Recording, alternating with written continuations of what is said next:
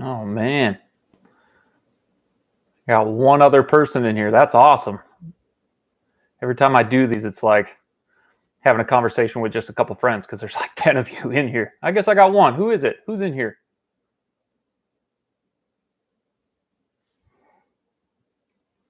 Maybe it's just me. Oh, RJ, good to see you.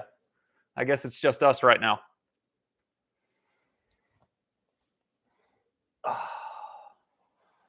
You guys should see the setup I'm on right now. Who else is in here? We're going to wait for a bit to see who else pops into this. And I can't stay on for too long. I know you'd be here. Good to see you, RJ. I hardly hear from you anymore. It's always so quiet over there. Granted, you're 5 hours away. Let's see who else we have.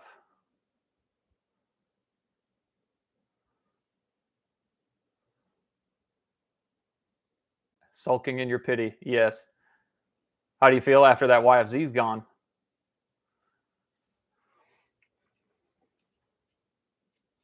And you can hear me just fine, right? This microphone's working and everything. It looks like it is.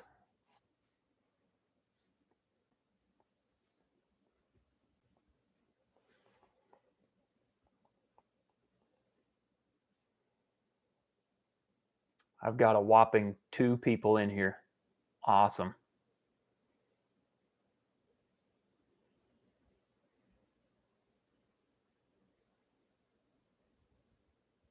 Make yourselves known. Whoever shows up, go ahead and hop in the comments, say something, or ask a question, whatever you want. I'm going to wait for a little bit to see who else pops on. Maybe another 5 minutes, I guess. Well, hey, John. Got 2 of you in here. I was just literally spending about 15, 20 minutes watching the Tri-Z build.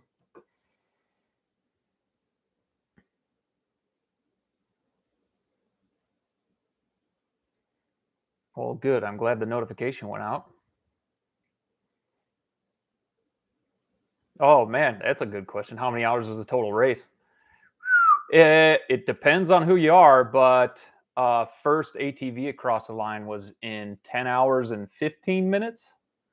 And then after that, second place, I think it was 10 hours, 41 minutes, and we were somewhere around 11 or 12, I think it was, with all the issues we had. So good. I'm glad the audio and video is working. It looks dark on my end. Hope that answers your question, Suzuki.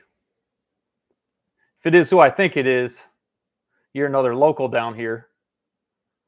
I think you had that LTR out the other day after all the rain we just had. Ah, Kenny! Are you sitting down with the family, Kenny?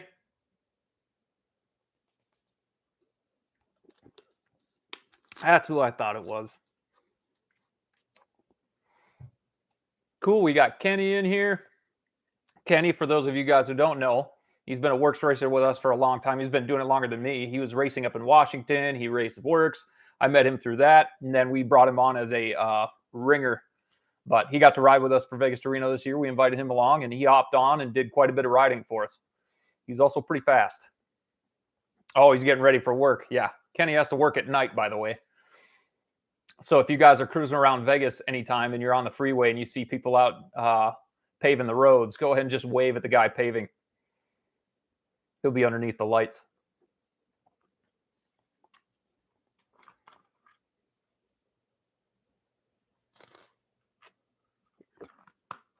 Cool, we got 7 people in here. Who else do we have?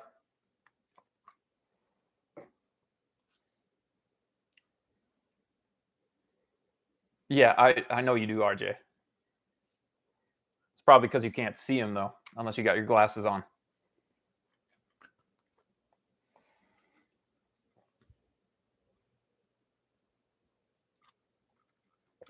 And in case you guys are wondering why I'm drinking so many liquids, it's because it's still above 100 degrees down here in Yuma. It was 104 today. I'm sure it's pretty close to that in Vegas, too. Even with all the rain we've had, that just cranks the humidity up on us. So 104 and humid. So, yeah, you guys are pretty close.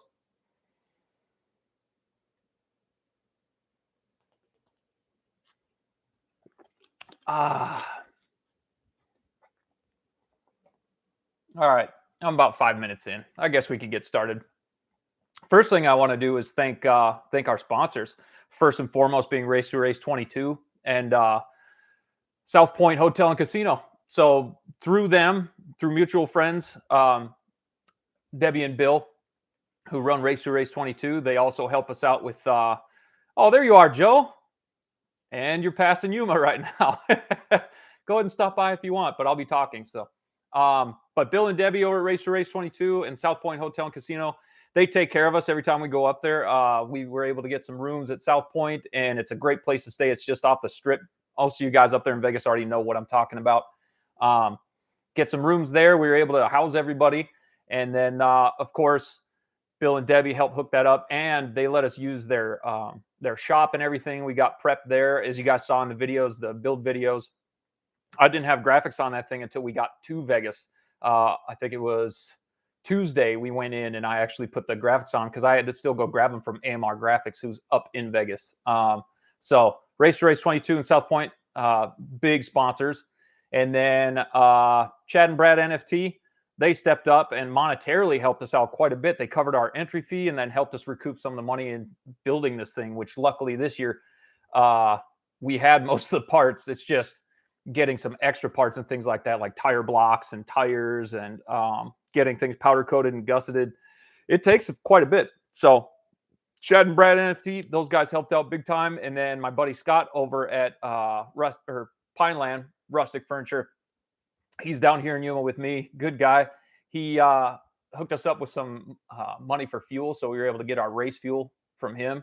And he gets behind what we're doing. He likes what we were doing. So he's also a veteran.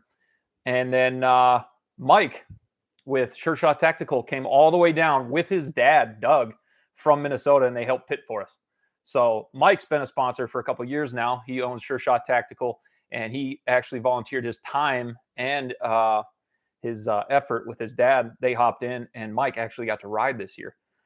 So those are some of our biggest sponsors, of course, Blood Lubricants and all those guys. Alba Racing, GBC Tires, AMR Graphics. They were the guys up in Vegas who we got our graphics again through them. We just made a couple changes and then slapped them on there.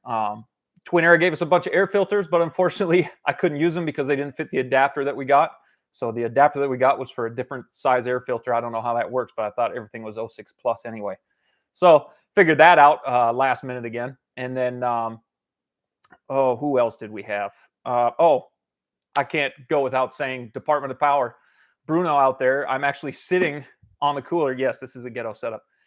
Sitting on the cooler that he shipped the engine to us in. And he also did our carb for us, did our engine, which Jason already had the engine with him. So we just went with that. Normally, I would have something from Jeff Schrick down here and I would build an engine, throw it together. But that was one thing I was happy I didn't have to do. And I know Department of Power does good stuff. So they sent it out to us. We put it in and then ran it. And the thing lasted the whole race. There were a few issues we had, but that was kind of from me, I think, slamming some things together last minute. So cool. We're down to 4 people in here. Oh, back up to 5. Cool. I think it's going to fluctuate around that the whole time. It's basically just me having a conversation with friends. But those were some of the big sponsors. I'm probably forgetting a few right now. I'll hit them as I go. I'm sure I'll remember once I get there. Next, I want to thank all the guys who came out to help us out. We had, what's going on, Justin? Good to see you. We had a bunch of guys come down from Massachusetts, New York, Pennsylvania, Minnesota, from all over the place. We had people come out to help us pit. So we had Terry, which is Jason's cousin. He came all the way down from New York to help us pit. Jason's dad, of course, Jimbo. He came all the way out from Pennsylvania. And then David, he was there with us last year. He was back again. He came all the way out from Connecticut. And then Mike and his dad, Doug, came from Mankato, Minnesota, came all the way down. They drove my truck. And then we had Kenny. He came out. And then his wife, Steph, was driving their truck around with Jordan in it, his son. So they were helping us pit and they were running around. And then Kayla was there. She was floating around in vehicles. And we were able to actually have 3. Well, technically, we had 4 race or chase trucks going this year. So that was a huge help. That worked out way better. So thanks to them for volunteering their time and their effort and everything coming down.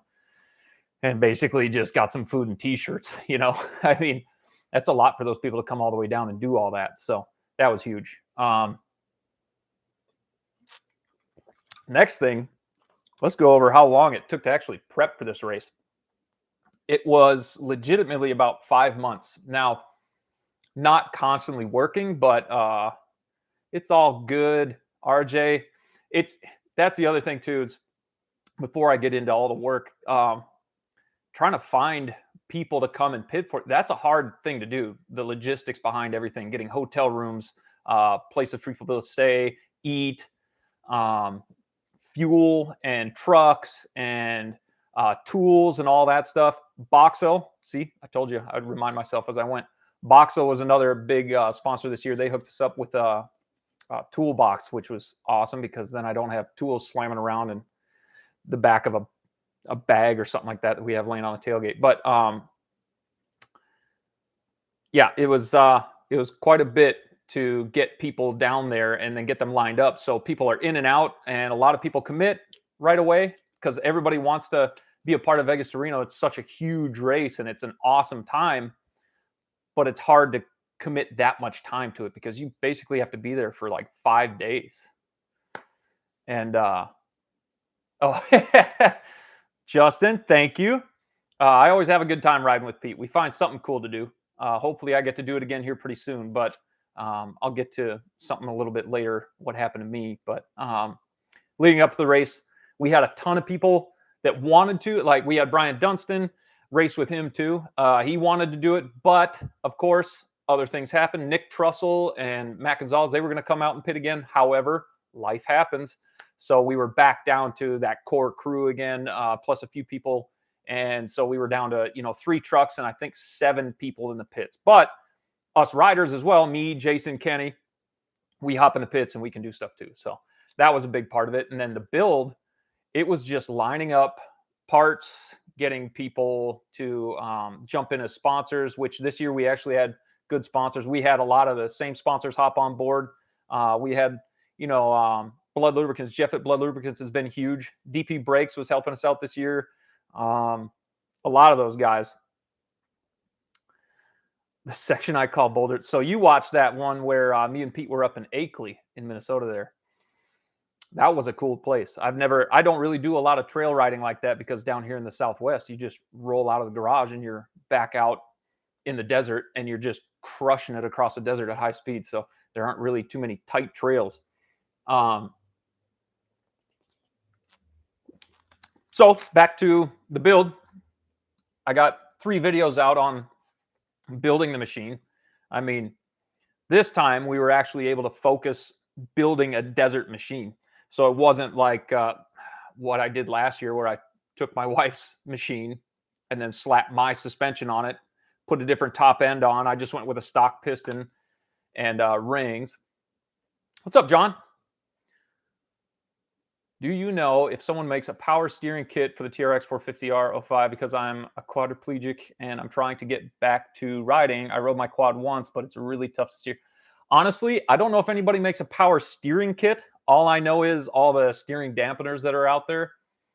Man, that's got to be tough. However, they do make, you've probably seen it. And I know Race 22 and a guy who raced with us last year, Justin and Jason, those guys, they put together a Suzuki LTR last year that had a pneumatic shifter on it that goes on your handlebars.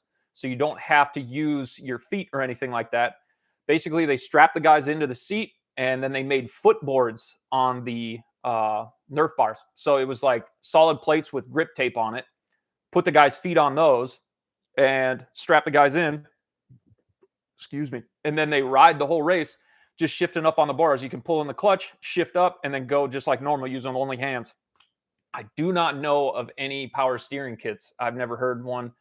Hopefully somebody else maybe has, but that's all I know that's out there is at least those. And then Jason had a buddy that used to race ATVMX with, and he was missing his left leg, and he used to race ATVMX with this guy on 250Rs and things like that. And the guy had a shift linkage that ran all the way through the center of the frame and to the other side so you could shift with the other foot. So, I mean, there's all kinds of stuff out there. I'm sure something might be on the horizon someday, but What's this next question? So will you have 3 race quads sitting in the garage ready to go now? Maybe more than that.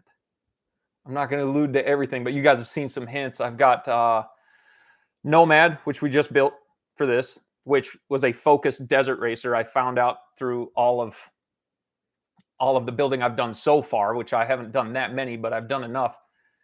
There's no such thing as a magic bullet. I can't have a quad that covers all kinds of different racing. So when I built War Rig originally, I wasn't sure what I was going to do the most of. So I said, do the shocks for desert and works and maybe some other stuff and dunes. And I kind of did everything with it, but it wasn't really good at any single one thing. So this year we built that machine specifically for desert racing. Tire blocks, huge help. We didn't have any flats this year, knock on wood. And then the GBCXC Masters lasted the entire race. They were freaking awesome. We had 2 little punctures in there, I think from like Goat's Head or something like that. We got 2 punctures like a nail, one up in one of the front tires, one in the rear, and then they just eventually went low, but they lasted the whole race. I also have, yes, the white frame. You saw that. That's in there, and there are many, many, many parts sitting in the garage now to get working on that thing, and it may be done relatively soon. I got to actually get started on that because Dirt Fiend did the graphics for that, and I've got a bunch of the parts laid out, and I'm actually staring at the rear fenders in here right now because that's where I did all my graphic layout. That'll get put together. War Rig is getting rebuilt right now. I actually tore it down. He's giving up his parts so that other quads can live, which is fine. We'll just get more parts later. And then Alicia's, that black TRX that she races is actually getting moved to a new frame that I had powder coated for. So that's 4 right there. Plus, if you guys remember the 86 250R that I broke down, that will also eventually get turned into a race machine. It won't be a very serious machine. That'll be kind of like a ride it all over the place and then take it out on a track once in a while. But that's going to be a hybrid. However, it's going to be a 2-stroke hybrid. It'll be interesting. So hopefully I can get that thing started sooner rather than later. Yeah, Justin, you kind of bring up a good point. There are plenty of other machines out there that have power steering. I don't know what sensors you would have to move over for certain models, but you might be able to rob the power steering off a Grizzly like Justin just said down in the comments. I'm sure there's a way you could rig that up. I'm not sure how you would do it. But power steering on a 450R, especially if you have issues like hanging onto the machine, if you're a quadriplegic especially, or you don't have use of your legs, you can't really pinch the machine and try to steer it. So I'm sure there's a way you could get something like that on there. Is that another 500 bike in there too? No. I don't have any 500s in the garage. However, Nomad, that desert machine we just raced, is pretty close. That one's a big bore machine. I think it's a 480. I think that's what we did the math on, and that's what Bruno put in there, 480. But basically, Bruno went through the entire engine, top to bottom, and did the bottom end even. I think he polished the transmission and crank. I think it's a different rod on there. High compression, so it's like a 13-to-1, 96 millimeter bore, 480. And then he did the head porting, and he does hand porting. Those guys hand port those heads over there at Department of Power. So no 2 heads are the same like that. They go in by hand and do everything, put in like a stage 2 hot cam, 43.5 millimeter carb. It was a dirt bike FCR carb. So I think it came off a CRF, but he did the boring on it. So it's 43.5. And then he did the adapter and everything. And what's weird about the CRF FCR carbs is they're dual throttle cable. So they have those weird nuts that have to go inside the carb when you feed the cables in. And if you go single cable, I think the spring is a little bit stronger too. So Blythe in November, AZOP series. Man, I would love to. I was thinking some GBC short course even. I really miss Glen Helen. I had a really good time in Glen Helen. That's been a good time. Back to building the machine though.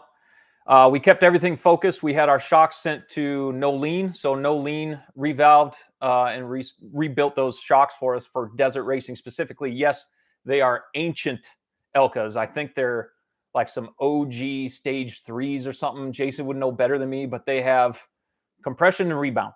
and that's it. And the rebounds, those old collars at the bottom of the shock, and mess with that a little bit. That's really all I had to touch, was maybe a little bit of compression to stiffen it up or soften it for us. But basically, they came ready to go. Bolted those on. Roll Design helps us out. They've been a big help in some of this desert racing stuff. Plus, I trust their stuff. It's been good. And then all the other parts, basically, we've had. IMS, we finally got a dry brake this year. That was another big thing. So during the build, we definitely want to be able to speed up our we wanted to speed up our pit stops. Last year they were still pretty good. This year I think we were down to, I think our longest pit stop maybe 5 minutes. That was really messing with stuff because we were working with a coolant leak. But what else we got in here, RJ? What happened to the whole theory now that I've ridden this stock YFZ? I have to get one. Calm down. I have so many parts in Hondas that I have to get through those first. And I can kind of nickel and dime getting parts for Hondas before I commit a full $12,000 to a Yamaha. But it is in the pipeline. It's just I'm not sure exactly when it'll happen. Yes. Another thing I thought about is Raptors. Last year we raced a Gen 1, so I think like a Gen 1 700 Raptor, not Gen 1 660, but a first generation 700 Raptor. And those guys were booking it across the desert. It had like dual Barker's exhaust on there, so it was loud. I mean, that thing was hauling the mail. It had like a 5-gallon tank on it. It's huge. Those guys were really cool guys, by the way. Met them after the race and had a beer with them. I think a Raptor would be a killer desert machine. Put a good suspension on it. Already has pretty good power. The torque is really what I want. Don't need to change gearing because they're already pretty high speed. Just really get the suspension set. Get a good set of suspension on there. Good solid heel guards and all that. I think we could get a Raptor across the finish line pretty quick. Also thought about Scrambler 1000s, the Scrambler 1000S. Like, why not? Just put a freaking hyper quad out there, we'll call it. Put a Scrambler 1000 or a Renegade XXC out there. I think that would be freaking awesome. You meant the one with 2 wheels. I don't have anything 2-wheeled in my garage anymore. All right. I used to be into that, but I'm not. Yeah. Taft in October. I'll tell you what, I miss Taft. Taft was always a good time. Last year, that last round in Taft that I went to, God, it's just fun, especially when you can clear the whole track. It is a high speed, really fun, high flying track, and it's a good time every time. Do you like your exhaust loud? Because I get tunnel vision if it gets too loud. You know what? I don't like open pipes and things like that. You'll see RP Outlaws. A lot of Duners will run those, especially if they're drag racing all the time. They got extended swing arms, things like that. I like the Rossier just because it seems to be like this perfect balance. There's plenty of power in Rossier, and it's loud enough that I can hear it because I don't want to hear the engine droning. I want to hear the exhaust. It's like this cue when to shift and things like that. I don't know. I just like having the loud exhaust. Otherwise, yeah, it does start to drone out after a while. This year we had radios in our helmets, so I was trying to listen to that and I couldn't really hear much. Every once in a while something would come in, but our radios didn't even reach that far anyway because those little handhelds from Rugged Radios that you put in your pack, they don't have enough battery power to push very far. So we weren't really talking to each other until I was almost coming into the pit. Like Kenny was coming into pit 6 and he said, coming in, coming in, coming in. I didn't hear him until he was, half a click out the other side of the pit, and that was about it. So that was about as far as we could go. If we had more battery power, I think we would do better. As far as leading up to the race, though, it was really just the biggest issues were gathering sponsors, getting some help, because, I mean, we're not rich. We still have day jobs. And then while building the thing, the biggest challenges were an old machine and some parts that don't match, like trying to adapt other things. That was the biggest issue, is like one time getting the parts in time was hard, especially when you're kind of like last minute. We're getting just enough money to get the parts back and we're making sure we're paying people and getting things in. It's tough, man. The engine showed up. Oh, I want to say it was like the Monday prior to me leaving. And then the carb showed up Thursday prior to me leaving. I was leaving on Monday and the carb showed up Thursday. I have a board carb that I was able to put on Jeff Schrick did that one. I just plopped mine on and made sure it ran, got the engine running. It was trying to break in the engine because everything was new. I mean, rings, piston. I think the cylinder was new. I don't remember, but just trying to get everything broken in. So that was a pain. But once it became crunch time, everything showed up. I was able to get together, but then last minute things happened. Like the axle that we had was an old Lone Star axle. Axle was in good shape. Spacers were in good shape. The threads were in good shape, but the sprocket hub wasn't. So I took it out with the sprocket hub that was on there, and it was tight by hand. So when I was checking the axle before I put it in the new carrier, because we got a PRP carrier, I got that from David Porter out there at PRP like almost immediately. Once I knew we were going to be doing this race, I hopped online, and you guys need to hit up David Porter. Those PRP carriers, man. He upgraded the bearings in there, so I think they're just a single, like, fat bearing. He sends that stuff out super cheap, super fast. I could throw it in, make sure it's greased. Threw in the axle, everything felt tight. Then once I got the machine running and I took it out for some test rides, like late night, I was out checking headlights and everything. All of a sudden, before I go to load it up, I notice, oh, cool, the sprocket hub's loose. Like I could click it back and forth. So the sprocket hub was junk. So I pulled my Dominator axle out of my machine, and this is Monday before I'm supposed to be leaving. So I pull mine out, throw it in, and now everything's tight again, but I have to do the whole axle real quick. And then I find out that the holes on the Lone Star sprocket guard were too small. So I had to hollow those out. So it's just little bits and pieces like that you run into. Certain skid plates wouldn't work because with a long travel linkage, you can't run some of those full skids that cover linkages because they're usually made for stock linkages. So I found that out. And then our brake rotor was too big to use the Checo Racing full skid. So all these little things were just coming to a head at the very end. And then don't get me started on wiring. What you guys saw in there where I was trying to start the machine and it wouldn't start was the switch block that I had on the handlebars because I wanted to use the headlights and then the on-off. I wanted everything to work like normal and still run, no key. We used just our kill switch as the key this year. That switch block was bad, but I also cut up some wires to try to put them together and run the on-off switch to the lights, and it was bad, so it wouldn't fire. And that was, after I got everything the Wednesday prior to leaving and tried to get it together. So I had to I had a brand new one sitting in a bag, OEM switch block sitting there that I went and I was going to use for that kicker machine later. Threw it on there, and then all of a sudden it fires. I was like, oh, good, because I found out we weren't getting spark. The wiring harness that was on there had been pulled apart to check wires before because somebody was tracing them for another wire harness. And I thought that was bad. Well, there's still some dead spots in the harness, so we had to work around it. And then running the Trail Tech and all that stuff wiring is a nightmare because I'm not very good at it, and I got to figure it out on the fly. But got all the lights working, so it was good to go. Let's see. What do you got? What'd you say, RJ? Okay. Did you have e-start on top of the kicker? No, because we're running an 05. There's no e-start on an 05. There's no space for it. It's not like the 06 Plus that we had last year where we have e-start and then you can add a kicker. The 05 engines don't have that. The cases don't even have the provisions to bolt a starter on there. I've never heard of an e-start on an 05 before. Maybe someone's seen it before, but we ran a straight kicker. And the thing kicked over just fine, but then we were having issues during the race. So that's why you guys see in the video, I had to get pushed out of the remote pit. I kept it running. You can keep your engine running as long as you have a dry brake. So I did that, came in neutral. Everything was fine. I was talking to him about, hey, where's the next truck? Because the trucks were on top of us at that point. And then when I go to leave, I killed it. Another thing that I learned this year, don't go so tall on the gearing with that front sprocket. I thought we were going to be able to handle it just fine with this different engine, but nope, that didn't work out. So I killed it, and they pushed me, and I was able to get it started that way and then kept going. But, how's Jason's hand? Yes. So as you guys saw in the video, Jason went down actually between pit 1 and 2.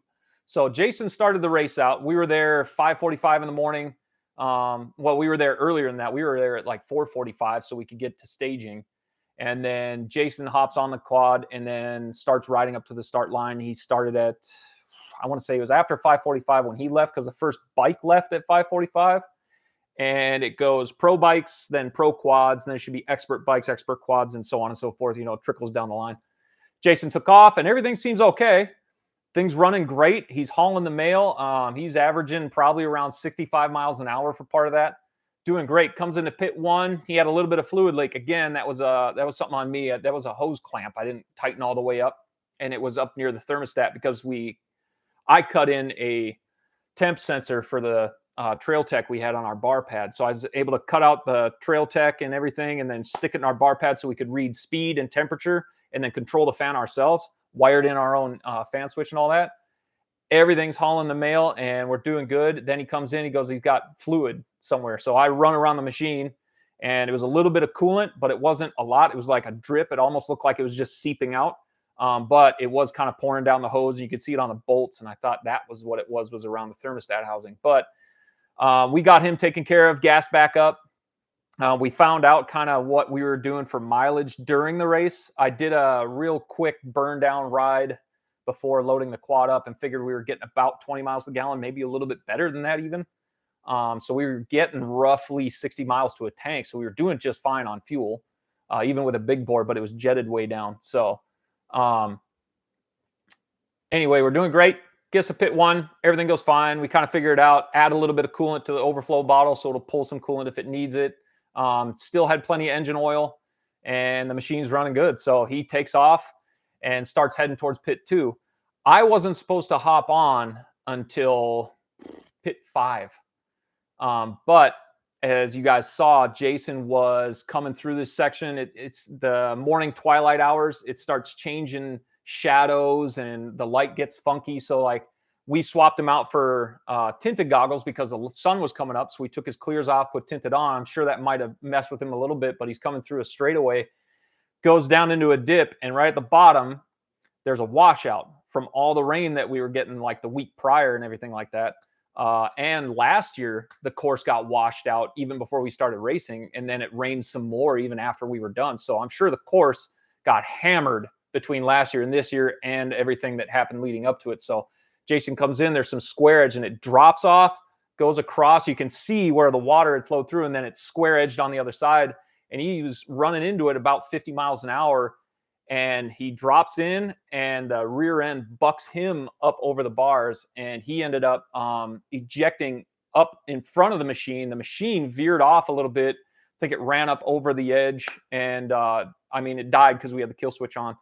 And then he landed, rolled. The camera came off. So that's not him actually rolling that much. That was a camera breaking off his face and rolling down the trail a little bit.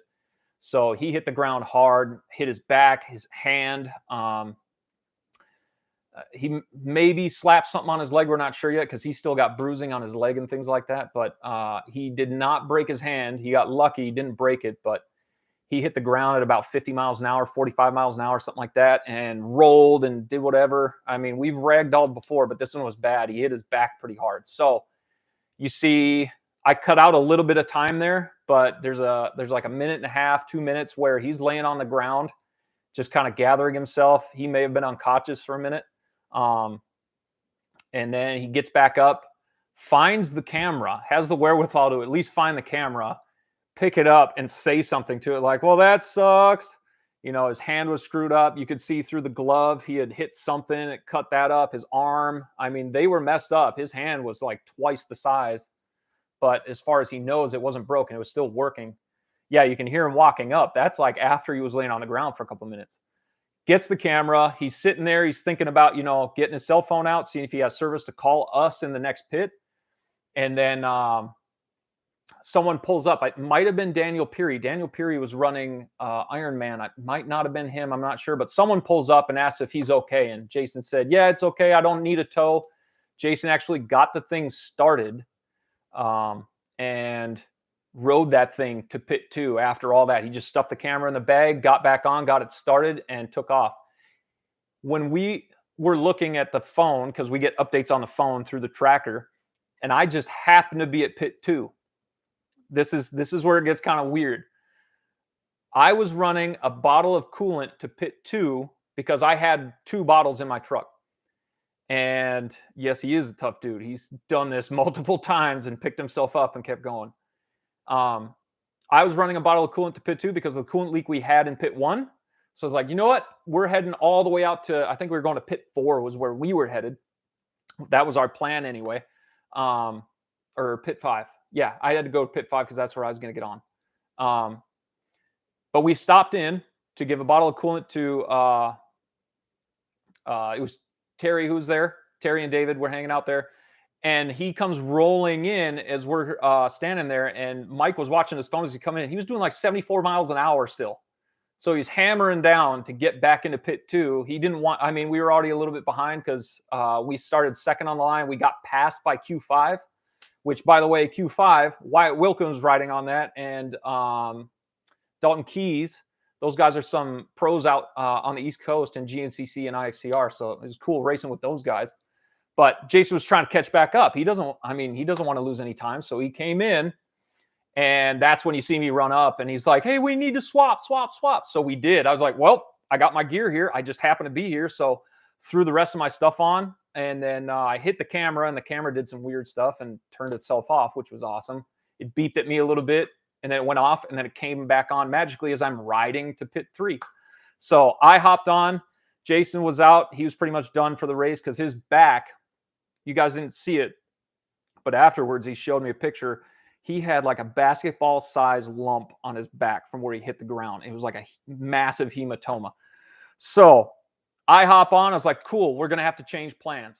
And then I start booking it from pit 2. So I get to pit 3, and that's when I run into Kenny. I'm trying to hit the radio and get a hold of them as I'm coming in.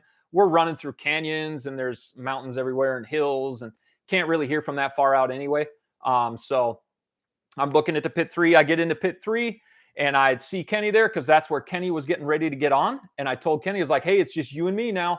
And he goes, oh, well, where do you want me to go then? So I told him, go ahead and go to pit 5. We'll switch there instead, because he was thinking about hopping on still and going to pit 5 where I was going to normally be. But I said, you know what? I'll just take it to 5 and we'll flip-flop. So we kind of had an idea. And then Mike, Sure Shot Tactical Mike, Renegade Mike, as a lot of you guys know, he got thrown into the mix then. So we were able to make a plan to still have 3 of us riding. And then the trucks just had to kind of on the fly make calls and swap people around and then go to different pits. So made the decision there. All right, Kenny, I'm going to take it all the way to pit 5. I'll meet you there. That gave him some time to kind of leapfrog all the way up to 5, because it takes a while to go from pit to pit, especially if the quads are moving fast enough. You got to try to beat them there with enough time to get ready. So start hauling the mail to pit 4. Left 3 to 4. It was going well. I ended up going through the rock section instead. That's usually where Jason goes through, but I took the rock section. So you go through the tunnel underneath the road there, and then you got those massive boulders and everything, and they were not full of sand like they were last year. There was like some sand that filled up in between them, so there was a little bit of give.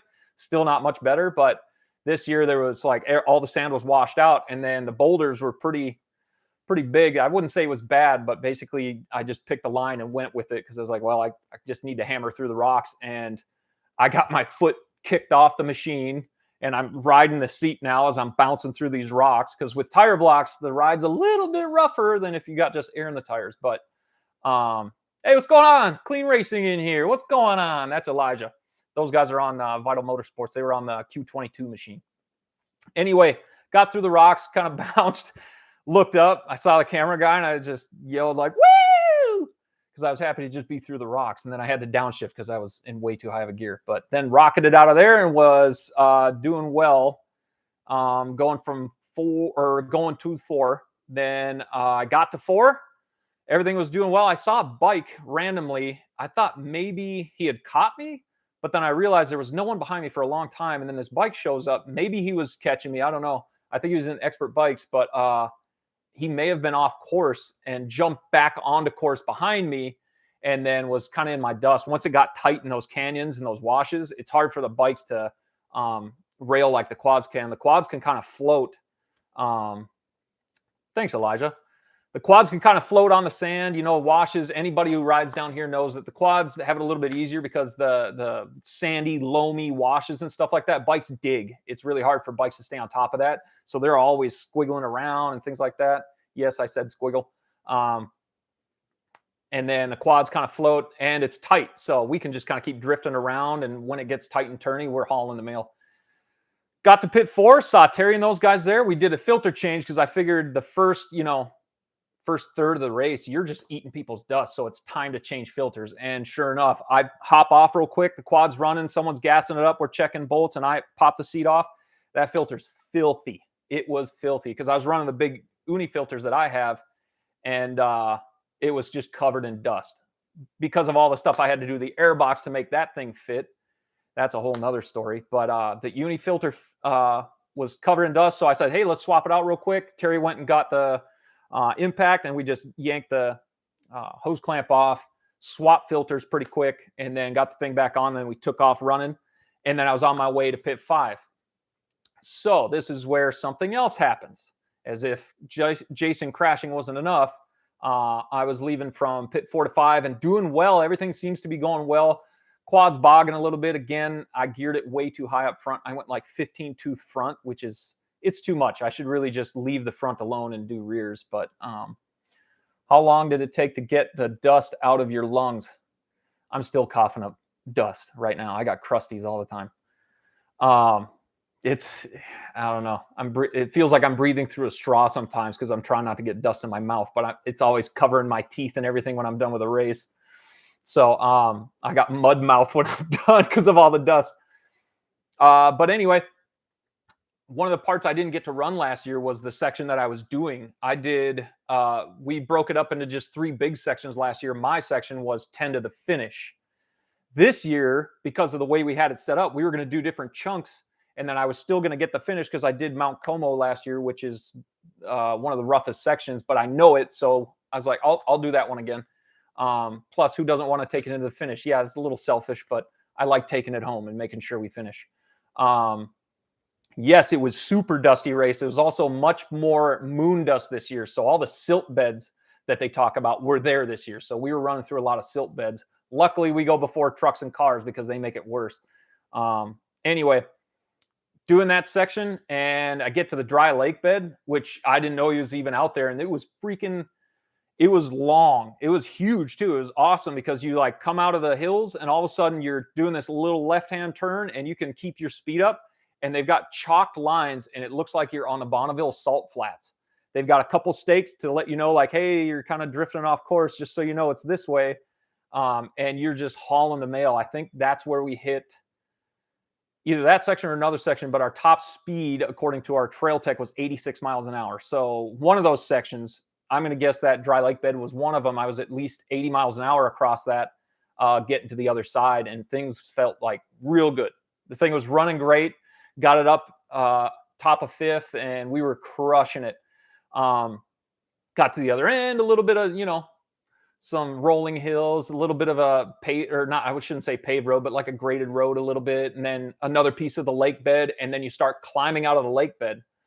Well, I get out of the lake bed and we do this sharp left-hand turn, and I've got the thing on the gas and I see a straight road, a little bit of rollers, just small rolling little jumps, hills, whatever. And I'm hammering up that, and I'm in probably 4th gear, and I'm hammering over this little roller and it just floats. And when I hit the ground on the other side, my foot peg on the right side disappears. Basically, the welded failed and the whole thing sucked out and sucked my foot underneath the rear axle. So the rear axle actually hit my ankle, my leg just above the ankle. And what I found out later is it broke my leg. So I broke my fibula on the outside there, and then lost a foot peg. And I'm kind of coasting there for a second, trying to register what just happened, because I couldn't believe I just lost a foot peg. I've broken foot pegs before, and I couldn't believe it happened again. So I'm coasting, and then I start giving it gas again. I'm trying to wiggle my toes and everything and make sure that I have function of my foot.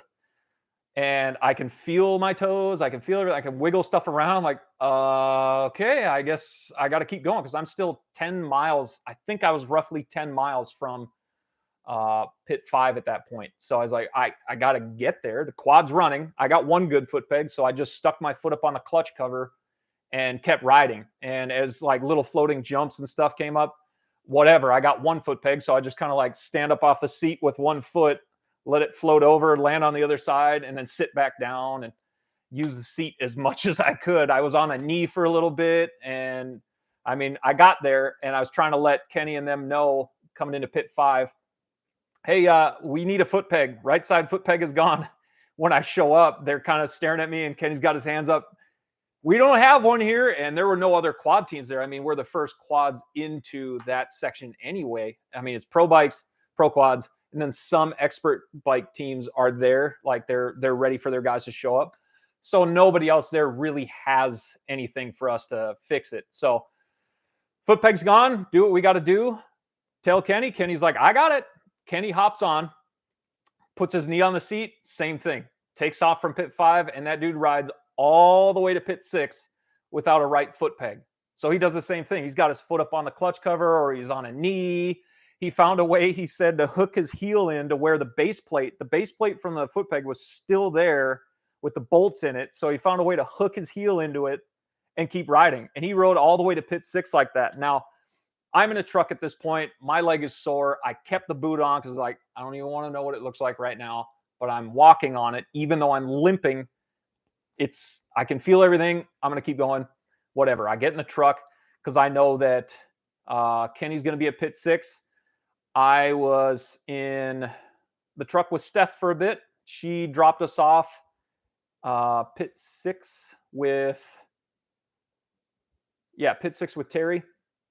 And then we rolled out to pit, I think it was 6 or 7. I think it was 7. Pit 7. And Jason found a 400EX peg in all of his parts that we had in the back of the truck. That was another thing we had this year. We had a whole nother spare quad sitting there.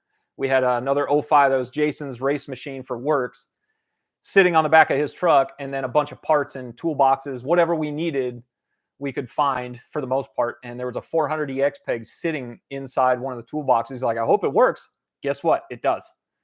Kenny shows up. He's rolling in, coming in. And right then and there, they yank the bolts out, put the 400EX peg on, bolt everything back up, check air filter. Or I don't think we checked air filter. I think we just filled it up because the air filter was pretty new. And then basically Kenny was ready to go. Gave him some water, pat him on the back, check some coolant levels. We were just adding coolant when we needed it. And then Kenny was off again.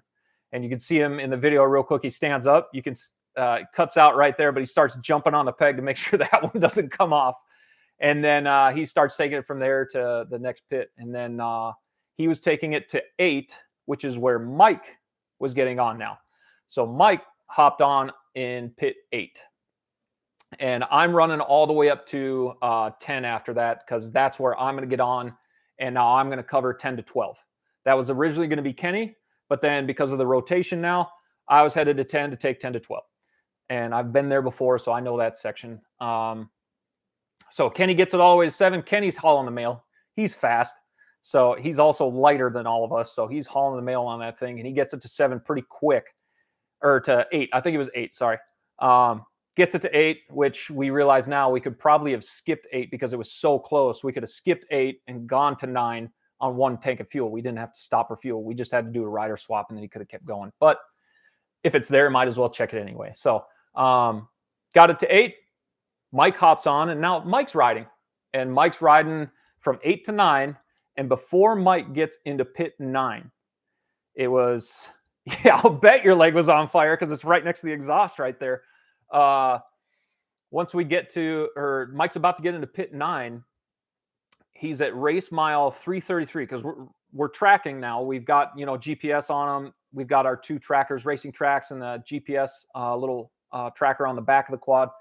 Mike's riding a 9, gets a race mile 333. And he comes across a guy laying on the ground. And we now know his name is Joe. Joe was running Ironman. His number was 031. Running Ironman. And he had crashed and broke his femur and his collarbone. And Mike came up on him. And Mike's like, oh my God, your leg is backwards. So Mike stops and helps that kid out. He's like, he's making sure he's conscious. I know the kid's in pain. Mike because Mike is a police officer up in Minnesota, he's also a first responder. So you literally couldn't have a better person stop to help somebody out with a broken leg. So Mike stops because he sees this kid's leg is literally pointing the other direction because it snapped the femur and flipped around. And Mike stayed with him. So Mike stayed with him for, I want to say, from the time he came up on him to the time he was leaving to go to pit 9 was almost 2 hours. I don't really remember the full time because I'm just sitting up in 10 and we're kind of like setting up and getting ready for Mike, and I'm trying to ignore my leg and I'm watching other guys come through. We saw like the TPC trike come through, and yes, Justin, it is true you can bleed out from that type of break. Even if there's no break in the skin, your femoral artery runs down your femur, hence the name femoral artery, and you can bleed out in a matter of seconds. If you break, or if you cut that open with a broken bone, you could bleed out. So Mike stayed with him, made sure, Mike was pretty sure he was going into shock. Mike called us from that kid's phone because he had service. So Mike calls us in pit 10 and he lets us know what's going on. He's like, "Hey, I'm staying with a broken femur. I'm staying with. I'm gonna be here for a while." I was like, "Did Mike say he just broke his femur?" But then I realized Mike was talking about he's staying with somebody, and he said, he started apologizing because he knows we're falling behind. I said, "Mike, not a big deal." Everybody hopped in and said, "Mike, don't even worry about it. Stay there with that kid. He needs help right now." So Mike stayed there until the paramedics came. It took a while for medics to get out there because they were in like a canyon area and it's hard to get to. So they had to life flight him out, and Mike stayed there until he did. And then Mike took off again, got to pit 9, got what he needed. Mike was wearing Jason's Camelback. So of course there's no water in it because there's a giant hole in it and it burst and there was no water left. So yes, we are very glad this kid's okay. Mike kept in contact with him too. So he's got a GoFundMe right now. Jason helped set it up. If you guys can go on to Instagram, find Jason under Matchbook Nomad. They've got a GoFundMe trying to help pay for that kid's medical bills because that's a big one to get life flighted with a broken femur and collarbone. So anyway, Mike's wearing this Camelback that doesn't hold water. So of course he's out there trying to help this kid, and he's like, "You thirsty?" He's like, "Yeah." And Mike goes, "I'm sorry, I don't have any water." So Mike's out there in the heat. It wasn't too bad. We were expecting like over 100 degrees during the whole race, but it turns out it wasn't. It was actually in the 80s and 90s for most of the day, and it was awesome. So Mike got to pit 9, got some water, whatever he needed, and then he took off from pit 9 to 10. It was on his way to me, basically, and he made it up there pretty quickly for the situation that he was in. He just cruised. Mike was trying to just ride smooth and get up to pit 10 to hand off the quad to me. So he took off. It was afternoon at this point. I can't remember what time, but he got passed by a couple trucks, and you don't care what Pete says. Yeah, I don't care what Pete says either. We're all right. Notice he's not in here, by the way. But Mike got passed by some trucks right away because at this point, the trucks are on top of us. If we were able to keep pace, we would be finishing well before the trucks, an hour or two before the trucks even show up. But at that point, we were so far behind, trucks are coming. So Mike had, I think, 3 trucks pass him, and then he hit a canyon wash and went underneath the road a few times. The route was a little bit different that time once he's headed up to the town of Gabbs, which Gabbs is cool because at least once you get to the town, there's no speed limit until you hit the pit row. So Mike got up there, came in, and lo and behold, there he is. He seemed to be doing just fine. He rode that thing like a true pro and got it to me. And then at that point, the thing, I think it died when he came in. We were having the clutch. I think the clutch cable had stretched and we were getting a lot of plate binding, or the plates were engaging before, you could even let the clutch go. So even with the clutch in and you shift, it's trying to go. So we were having issues starting it because the clutch is holding the engine. But we had to push start it, and I'm trying to kick the thing and my leg hurts. I don't know it's broken at the time, but try kicking it. Then they push start me, get it started. I can hear people cheering in town because they see us push starting it on the main street. And then I start riding out of there, and then I take off. And at this point, 3 trucks have made it through. I think it was Lofton, Ryan Arciero, and I don't remember the other truck, but they had come through, and I was like, there's got to be more coming. So the whole time, you can see it in the video, I'm looking over my shoulder the whole time, looking for dust trails, which I saw Daniel Peary up there in pit 10, gave him a high five and wished him luck. And he's got a little rear view mirror on his quad, and it didn't even dawn on me until I saw it. I was like, that's a good idea, because I can just look at that and hopefully I don't see headlights behind me. Yeah, Mike, that was huge. What you did was huge, man. That's above and beyond racing. So took off and crushing it pretty well. We're up at high altitude at that point now. I think we're above 6,000 feet at that point. So the engine's struggling in 5th gear. It won't even hold gear. So I have to keep clicking down into 4th, back up to 5th, down in 4th, up into 5th. At least downhill with the tailwind, it was fast. But making our way through some tight turns. But it's a lot of wide open straight roads through there until you get towards pit 12. But basically, it's pretty wide open. You go through some big wide open areas and see some weird stuff out there in the middle of the desert. Like there's a metal structure that looks like it has a well bucket hanging off of it that goes into the ground, like a rope running into the ground, like an old mine shaft or something, and car bodies. And it's weird, but you're just hauling the mail through the desert. And then I got to pit 11, which you guys saw in pit 11. I came rolling in. Everything was pretty uneventful. Just came in, clicked into neutral, sat there running, and they filled me up. I was just asking where the next truck was because I didn't see any, which was weird. I thought they'd be on top of me. But what's our top speed? So like I said, on the Trail Tech, our top speed was like 86 miles an hour, which is cooking for a quad. That's pretty fast. I'm not sure if that was my section or Jason's section or Kenny's section. Kenny could have had that somewhere. He said he's having issues keeping it up around 69. I don't know if that was a joke, Kenny, or if you legitimately couldn't get it past 69 miles an hour, Ronnie Mac. But yeah, 86 miles an hour was what it says on our Trail Tech. I'm just going to go by that. I'm sure GPS might have had us at a different speed, but it was saying we were averaging around, like a lot of the wide open sections, around 74, 75. So we were cooking, highway speeds. Bikes, if you see a pro bike, they're doing over 100 miles an hour. Those guys can just keep those speeds up. Our quads are just, tires start shaking and all that stuff. So 86 is what we got. So when I came into pit 11, everything's pretty uneventful. Got fuel, and then when I'm going, I killed it because the clutch, I don't know, maybe it was my fault, but didn't give it enough gas. Killed it right there. So I start trying to kick it over. They see me struggle, and they asked me right away. The Baja Pits guys are pretty cool.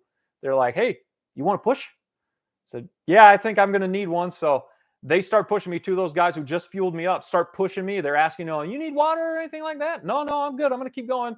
And they start me. I get going. You can see when I turn around and say thank you, that guy's jumping out of the way because he's expecting me to just roost him because it's all gravelly up there. But I tried to be nice and cruise on out of there. And then I got chirped at by our racing tracks because I think I was going a little faster than 25 miles an hour. But you got to keep 25 miles an hour through the pits.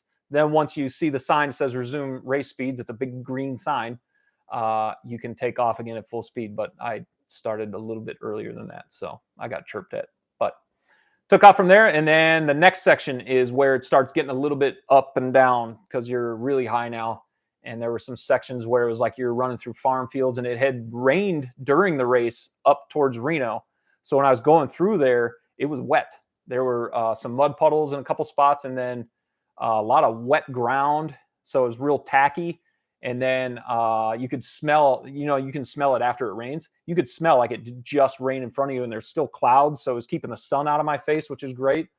And then you start rolling through some of the tall, rocky sections. There's some hill climbs.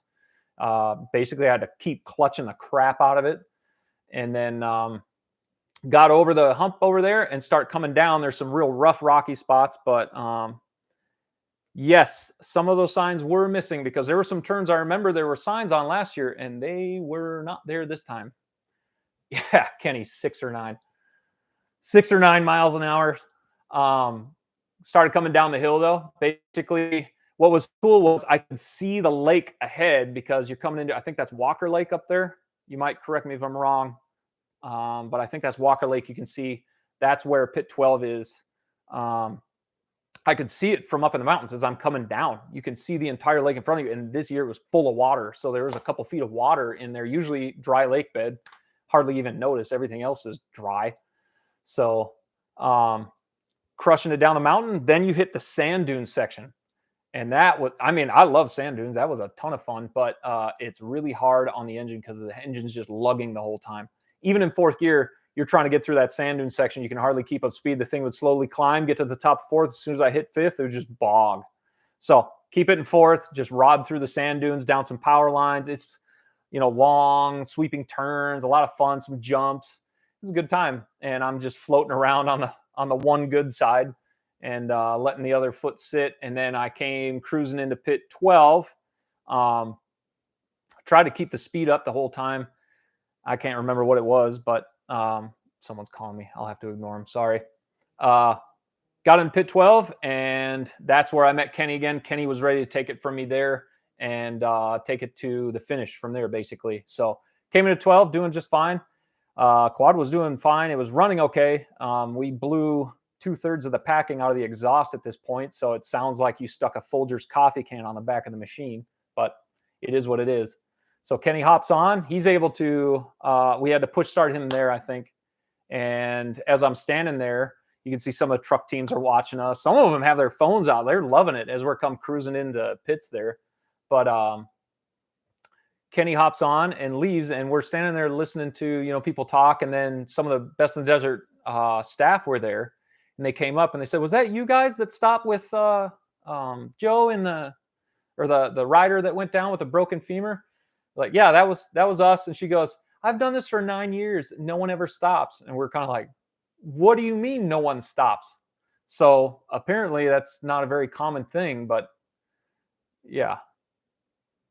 Wonder, since y'all having to clutch it, if that made it hotter than normal. I'm sure, because that engine was running hot. When we looked up our top temperature, we were up at 250 degrees. Running high compression in a big bore, and we were jetted light. We were definitely burning hot. So I tried to jet up before the race just to cool us off a little bit. It helped a little bit.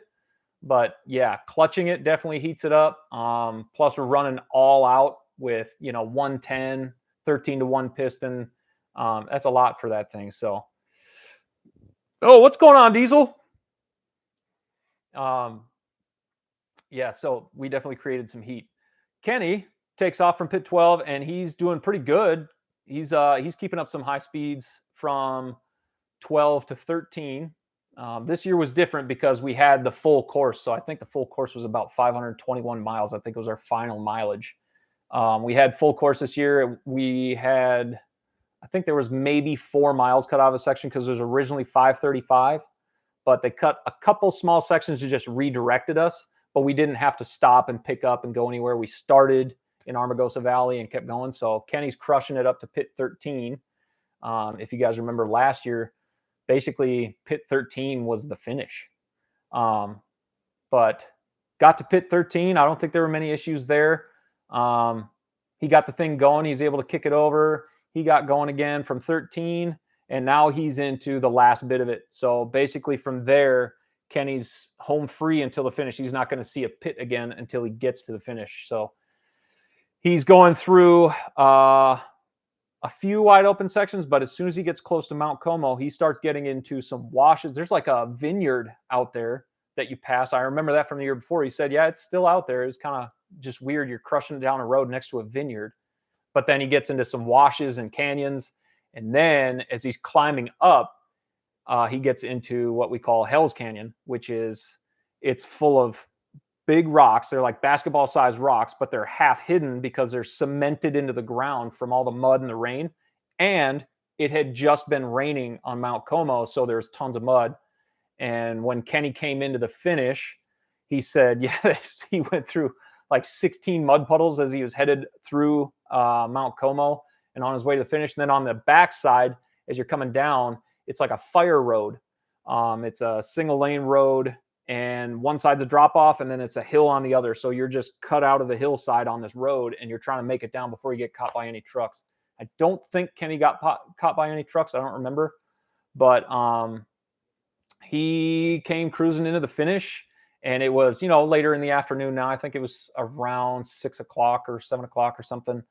And he came in smiling. His goggles were on backwards because he couldn't see once it got dark.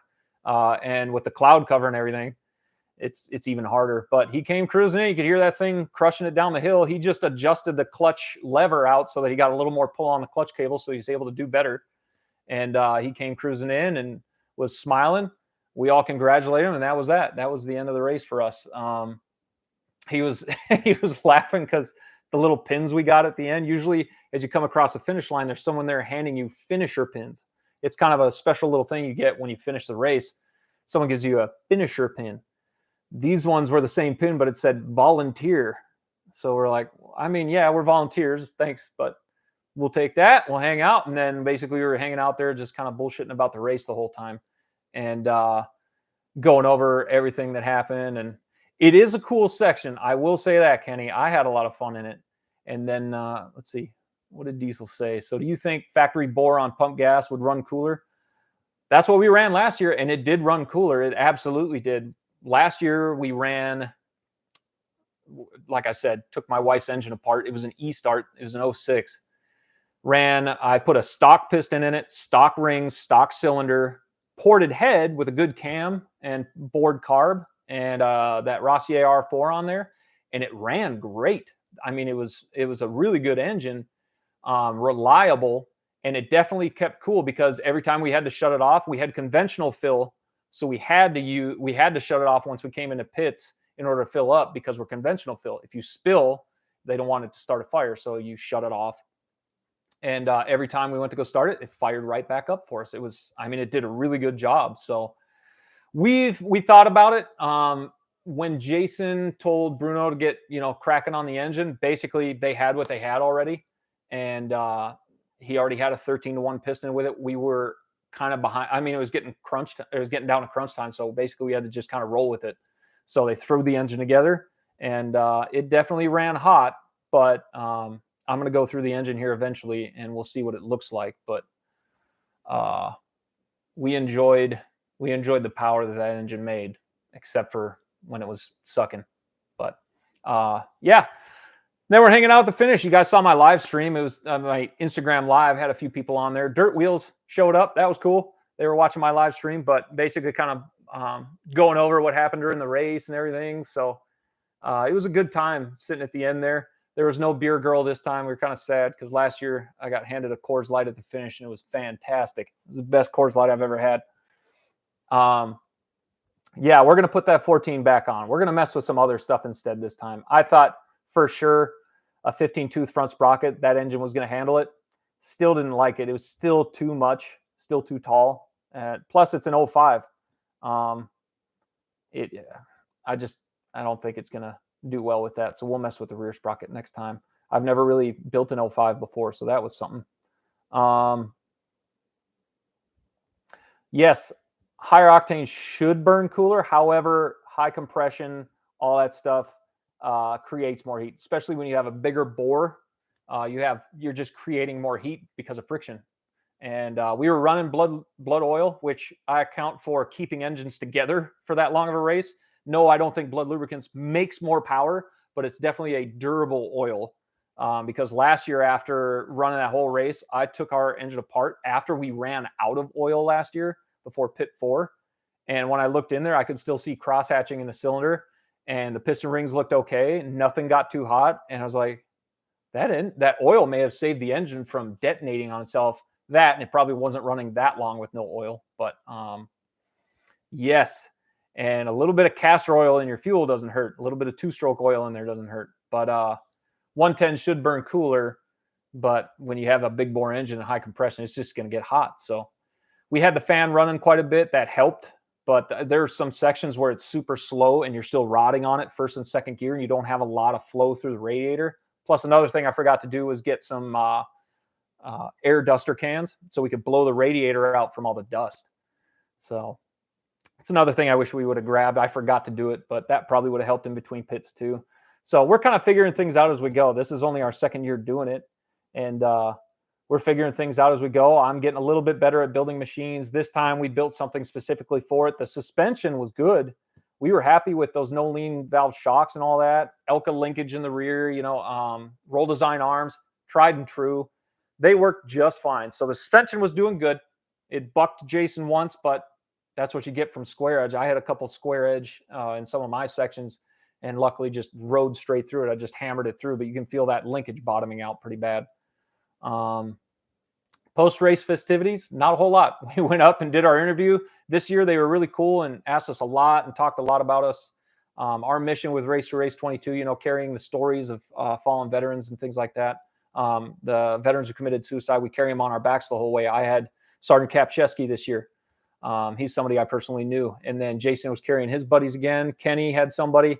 Mike had whoever Jason had because he put his pack on.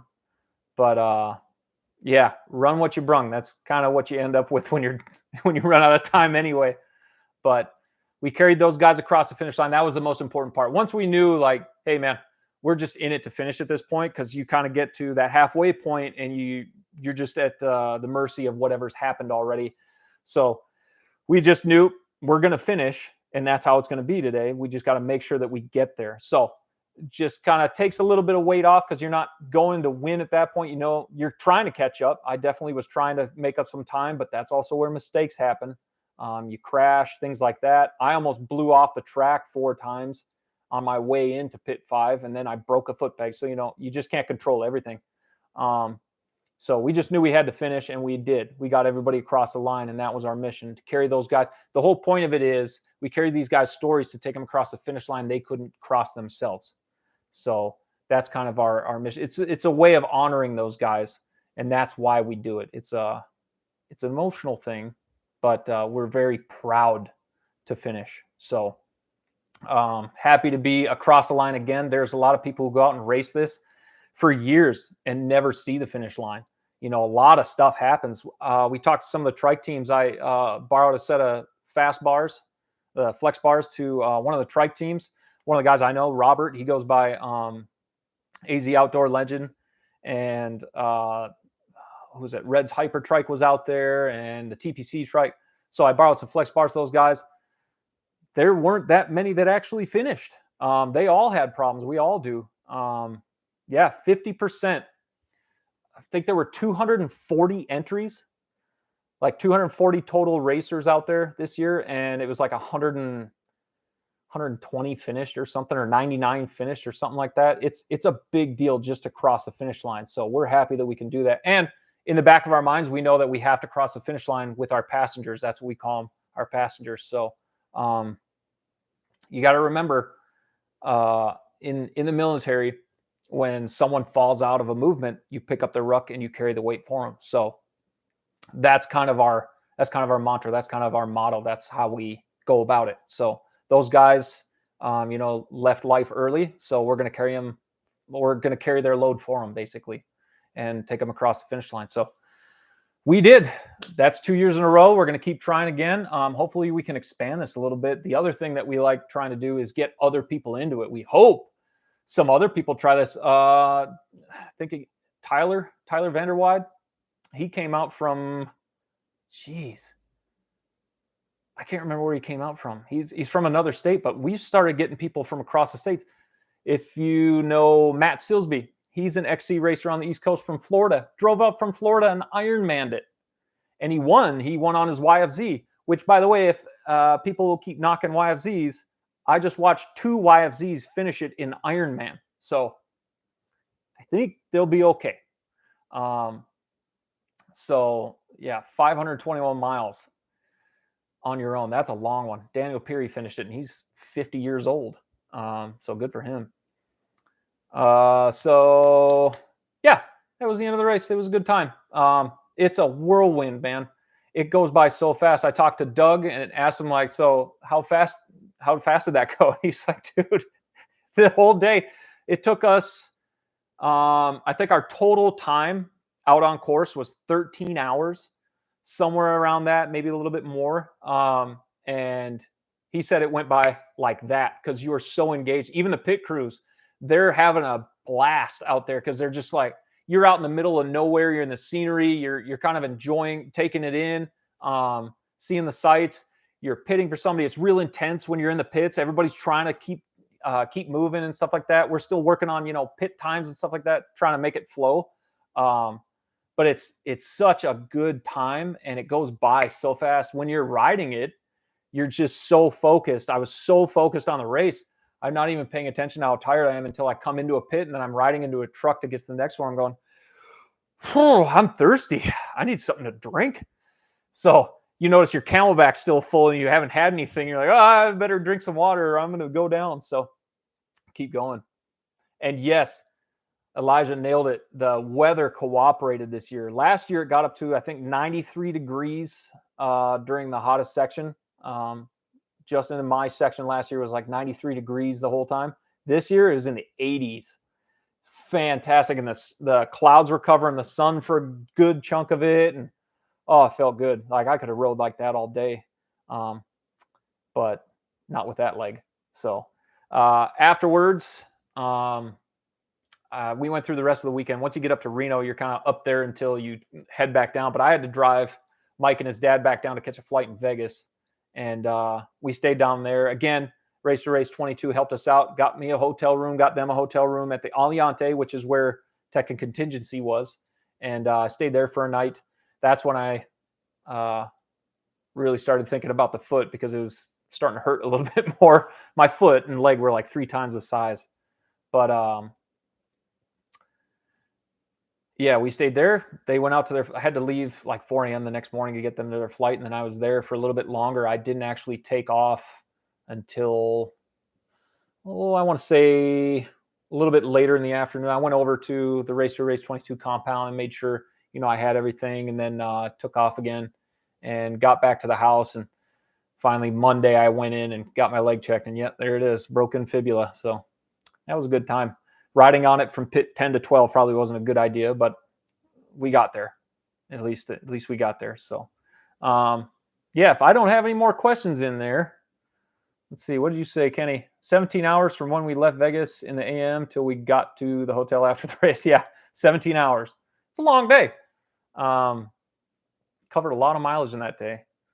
How long for me to recover? Well, I'm in a cast right now. I've been in a cast for 2 weeks because I didn't get it x-rayed until the following Monday. And then that's when they showed me. They put me in a boot for a few days, and then I went and I got a cast put on the following Thursday. Was in it for 2 weeks. Got checked out again today, this Thursday. And they said the leg's looking good. The swelling's gone. It's stiff. You got a bunch of scar tissue, but looks like it's healing. No calcification yet, but I'm in a new cast for another 2 weeks. I think all said and done, I'll be out for 6 weeks with all this. I'll be in a boot after this cast, and hopefully I'm done by October. It sucks, but Frontier 500? I'm not sure what you mean. Oh, like I'll be done and ready in time for that? Maybe. There's another trip I'm trying to get onto here happening in mid-October that I'm trying to get to be a part of. I'll definitely have one machine for it. Legacy, that's right. Legacy is another series we'd like to get into. I haven't done it yet. Jason's done it. The Vital Motorsports guys have. April, I could definitely make that. Now that we have a machine, I'm building a couple more. So, yeah, I'd like to do some Legacy races. They seem like a really good organization. Everybody talks about how good they handle their races and get everything organized, and they definitely like quads out there. So, tore your ACL at Loretta's. Oh, yeah. When you tear a ligament, it's a lot different than breaking a bone too. It's a longer recovery. I was talking to a guy yesterday. I was talking to a guy yesterday who shattered his foot. And because there's so many pieces in his foot, and when it swelled up, it contracted. So all the bones had to be pulled and realigned and then rotted to keep them straight. It was like 8 months for that guy. So it's a long time when you tear something or anything like that. You have to have surgery in order to correct it. If you just break a bone like I did, which best case scenario for the situation I was in, yeah, and especially if you tear it from the bone, which is where it's been growing into your whole life, that's tough. And you wrote it out, of course. If you just break a bone like I did, it was just the axle hit it right in that spot, broke it right there. Luckily, the other bones are fine. It should be a pretty quick healing time for me. I'm keeping weight off it and everything right now. I'm crutching it around. You should see me try to get groceries. It's not too bad. So hopefully it's a quick recovery time. But if I have no more questions, I'm going to end this live stream right here. Again, I'd like to thank all our sponsors, everybody that helps us out. Alba Racing's another good one. I use their wheels because I don't mind that stuff in the least. They're good stuff. GPS, tire blocks, all those guys. Race 22, Chad and Brad NFT, Pineland Rustic Furniture, of course, Mike, Sure Shot Tactical. Thanks for coming out, man. It was fantastic having you down there. I'm glad you got to actually ride in one of the biggest races of our lives. It's such a good time. And then all our other sponsors, Blood Lubricants, Hinson, all those guys that help us out. Bruno, thanks for building the engine and getting the carb done and to us just in time that I was actually able to finish the thing and get it going. Roll Design, thanks for helping us. Not ITP, IMS for all that stuff. Helps us out.